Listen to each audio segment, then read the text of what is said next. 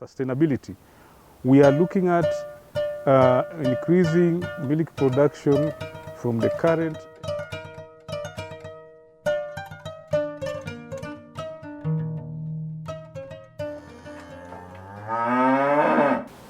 Kwanza nilipata privilege ya kutoka nje, nikaona vile watu wengine wameendelea, na nikawa na hiyo moyo wa kufunza wengine.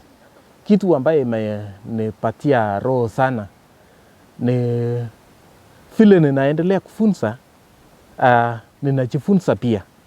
Nina gain hiyo experience wakati ninaendelea kufunza watu wengine. East Africa Dairy Development Project is a project implemented in East Africa, which is in Kenya, Uganda, and Tanzania. We've been doing research on farmer-to-farmer extension, more specifically the volunteer farmer trainer approach, whereby we are trying to understand why these farmers volunteer to train.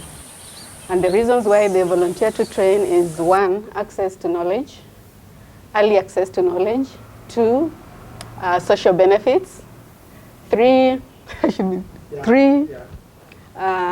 project benefits, 4, altruism, 5, financial benefits, indirect financial benefits.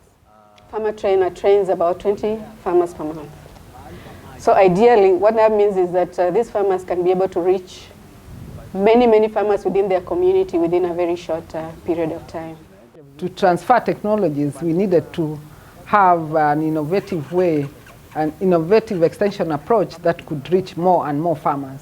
So we used the volunteer farmer extension approach, and initially we had planned to work with 300 farmer trainers, but ended up working with 2,000 farmer trainers. The reason being the farmer trainers were themselves motivated.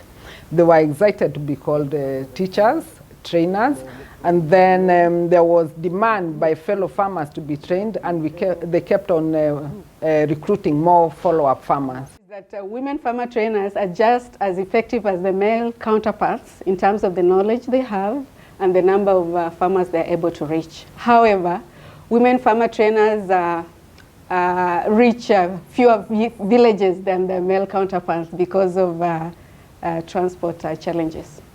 This is a very cost-effective extension approach, sustainable, because even after the project, the farmers still continue to train fellow farmers. This extension approach complements the government's effort in extension.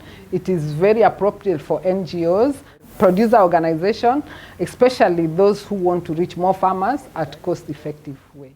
We are producing extension materials targeting farmer trainer and extension manager, which is called the volunteer farmer trainer extension approach. Nimekuwa attend training, nimefundishwa kuhusu kaliandra na tumeweza kusipanda katika nimeweza kuipanda katika shamba langu, na nimekuwa nikifundishana na wakulima wengine. Na walitupeleka exchange visit hapa Seme. Nilienda kuangalia namna mtu anaweza kujikakamua afuge ng'ombe wawili na apate maziwa. Mimi nimeamua kwenda kununua ng'ombe aina ya Friesian ili niweze kupata maziwa. Naona kazi inaanza kuwa nafuu, maana ninatoa nyasi aina ya Formarods, ninanunua Capsabet, maana hapa tukipanda hazikui. Ninanunua Capsabet, ninashaga pale, ninaleta tu kama iko kwa gunia. Sasa gunia moja ninalisha ng'ombe wangu siku 4, na ninanunuaga 5 ili nisichukue muda ya mambo ya transport. Sasa ng'ombe wangu ninapata maziwa lita 18. We are looking at increasing milk production from the current 8.1 liters per day to 10.4 liters per cow per day. Here in this phase, under the community service extension structures, we have the volunteer farmers trainers who work very closely with the farmers. It is not feasible for the few staff at EADD proper to reach the 58,000 farmers. So how do we intend to reach the 58,000 farmers? We have supported these produce organizations to recruit at least 5 extension officers per site, and a third of those are women. And further down the extension structures, we have the volunteer farmer trainers.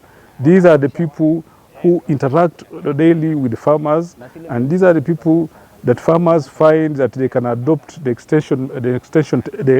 new technologies for improving their production and productivity. Trainers, what do? They train their fellow peer farmers on fodder, on animal health. Tulipokutanisha tukaanza breeding. So breeding naye saa hizi zile njao ambaye sasa, kwa sababu mpaka saa hizi si njao ambaye wakati ule imeanza sasa kuzaa.